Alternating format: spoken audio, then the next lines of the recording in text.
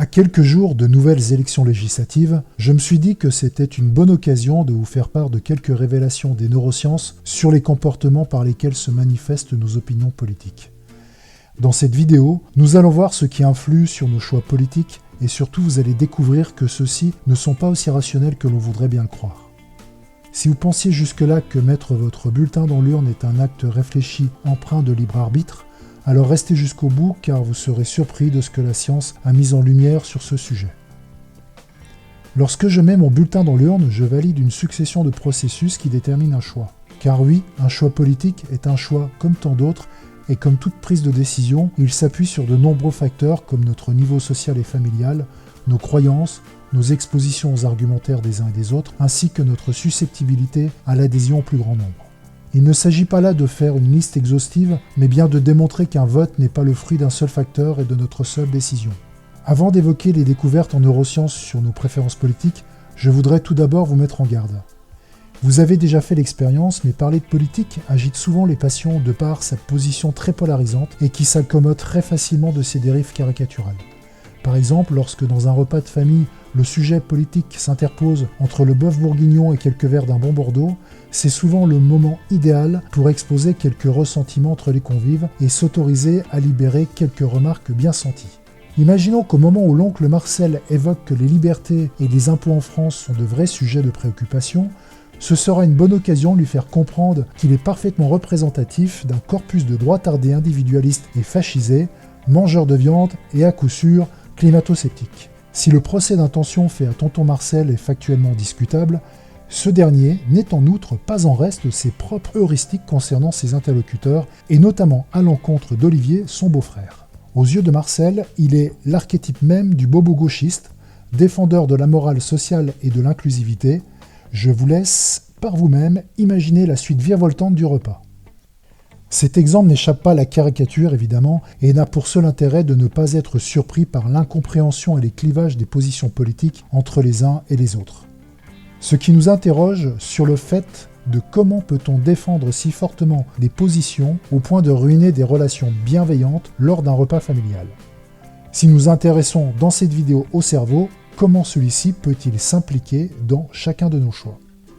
Nous savons depuis longtemps déjà que le cerveau est un organe très plastique grâce aux fluctuations des connexions entre les neurones. Pour le dire autrement, il se restructure de façon permanente en fonction de nos interactions avec notre environnement. Selon son activité, certaines zones du cerveau peuvent moduler leur densité. Partant de ce principe, des neuroscientifiques se sont interrogés si l'observation structurelle du cerveau pourrait expliquer des choix politiques et leurs possibles dérives de radicalisation. Dans une étude de 2011, Ryota Kanai et ses collègues ont montré une différence structurelle du cerveau entre les défenseurs d'une politique conservatrice et ceux favorables à une politique plus progressiste. Les résultats furent très intéressants. Il y a un consensus qui démontre que nous sommes très sensibles à l'apprentissage et à la peur, et nous allons porter davantage d'attention aux informations négatives que positives.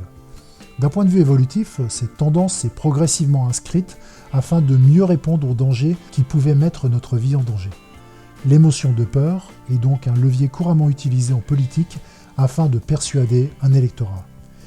Des études ont mis en lumière que les électeurs conservateurs étaient plus sensibles aux arguments qui appuient sur la peur.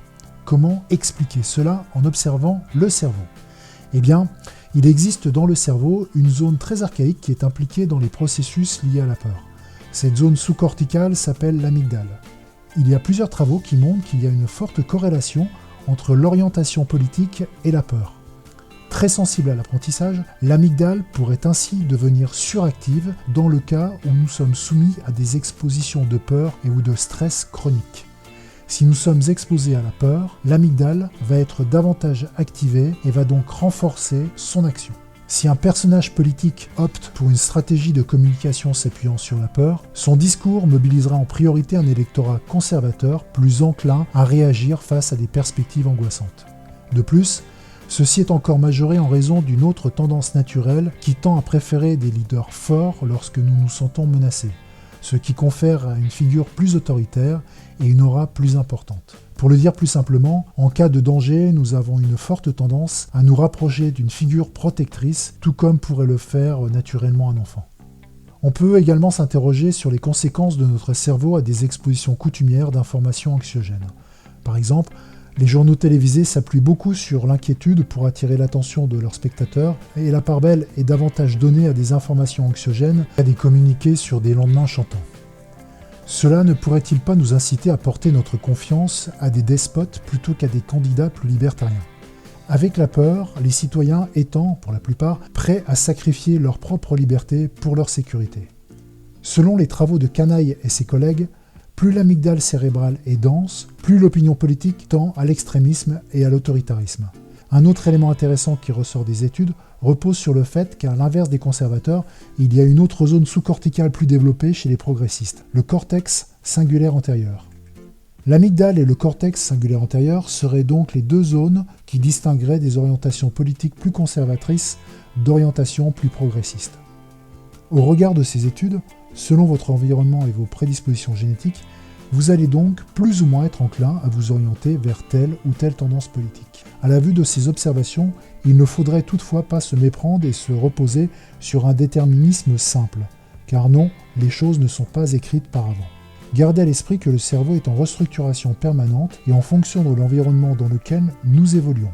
Quand le déterminisme tente de s'immiscer dans un raisonnement logique, je crois salutaire de se signifier que terrain plus comportement égale phénomène. Pour le dire autrement, si votre génétique vous expose à l'expression de certains gènes, cette expression n'est possible que par l'activation de celle-ci et donc par nos actions. Si aucune action favorisante n'est faite, l'expression génétique n'est pas activée et le phénomène ne peut se produire. Je vous ai dit que la densité des deux parties sous-corticales du cerveau, que sont l'amygdale et le cortex singulaire antérieur, pouvait prédire assez justement une position politique. Cette seule observation n'est toutefois pas la seule à impacter nos choix de vote. La recherche a également mis en lumière que d'autres facteurs agissent profondément sur nos choix de vote, et ce bien plus fortement que notre seule conviction. Le simple fait de voir une personne de manière répétée va augmenter la probabilité que nous développions un sentiment positif envers elle. Remarquez l'omniprésence du personnel politique sur les plateaux de télé ou à la radio, leur but étant d'occuper un maximum de place dans le champ attentionnel des électeurs. Gardez à l'esprit qu'actuellement, l'attention est une denrée rare recherchée par beaucoup. Notre vote est également très impacté par notre groupe social. Nous nous conformons à ce que les gens dans notre groupe pensent dans le seul but de minimiser les conflits et de ne pas impacter cette cohésion sociale. En créant cette pression, certains individus y succomberont et préféreront rentrer dans le rang plutôt que de se battre pour leurs idées. Des études montrent que si un membre d'un groupe social subit des agressions de la part d'un membre d'un autre groupe social, il y aura comme une sorte de résonance apprise de l'agression sur l'ensemble du groupe qui se traduit par une généralisation persistance du sentiment d'agression. Alors que si une agression intragroupe se produit, il y aura une tendance à isoler cette agression en marginalisant l'individu à l'origine du trouble, réduisant ainsi un effet de tache d'huile sur l'ensemble du groupe qui s'en trouverait fragilisé. Nous retrouvons ces comportements lors d'épidémies ou de pandémies qui ont une tendance à diaboliser des personnes extérieures au groupe.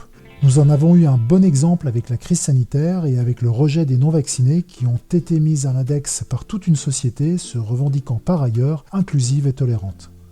Les études ne manquent pas pour illustrer la montée de la xénophobie lors des périodes troubles. Nous pourrions expliquer cela d'un point de vue évolutionniste, où par le passé, nous avons développé une prédisposition à se méfier d'individus potentiellement porteurs de pathogènes sur lesquels nous n'aurions éventuellement pas d'immunité. Une fois encore, la validité scientifique et la preuve par l'histoire se confondent et débouchent sur les mêmes conclusions. Tout ceci n'est aucunement réservé au passé et il n'y a aucun doute qu'à événement égal futur, nous retrouverons les mêmes comportements faute d'une évolution majeure de notre structure cérébrale. En se basant sur ces mêmes heuristiques, la stratégie de division des électeurs est systématiquement pratiquée par les politiciens. Pour le dire plus simplement, nous sommes littéralement harcelés ad nauseam du couple « nous sommes le bien, les autres, c'est le mal. Si tu n'es pas avec nous, alors tu es contre nous. » Le juste milieu n'existe pas, l'un a raison, l'autre a tort. Et c'est ce type de créature qui nous vendent dans le même temps le vivre ensemble et le faire société. Nous voyons bien que nous sommes très exposés à de multiples facteurs qui impactent nos choix lorsque nous mettons l'enveloppe dans l'urne. Et dans tout ça, combien pèse notre conviction réelle ? C'est à cette question que certains chercheurs ont tenté de répondre. En 1964, une importante étude fut menée par Philippe Converse qui montra qu'il existait 4 grandes catégories d'électeurs. Mais un résultat bien plus intéressant ressortit de l'étude. Il s'avère seulement qu'un électeur sur 10 voterait réellement en fonction de leurs convictions politiques. Nous sommes donc tous convaincus que nous avons des convictions politiques fortes, mais l'étude nous présente plutôt le contraire. Les convictions politiques sont donc plus une exception que la règle. Nous arrivons au terme de cette vidéo, et mon message n'est pas voué à remettre en cause quoi que ce soit, mais bien de comprendre que le système démocratique tel qu'il est réglementé en France s'articule sur tous les biais que j'ai cités au préalable. Qu'ils en soient conscients ou non, tous les stratagèmes d'influence seront utilisés par les politiciens afin de récolter en leur faveur un maximum de voix. Dans l'équation qui leur permettra de porter leur choix vers tel ou tel candidat, le poids des réelles convictions des électeurs pèsera bien peu. N'hésitez pas à mettre dans les commentaires combien vous estimez le poids de votre propre conviction.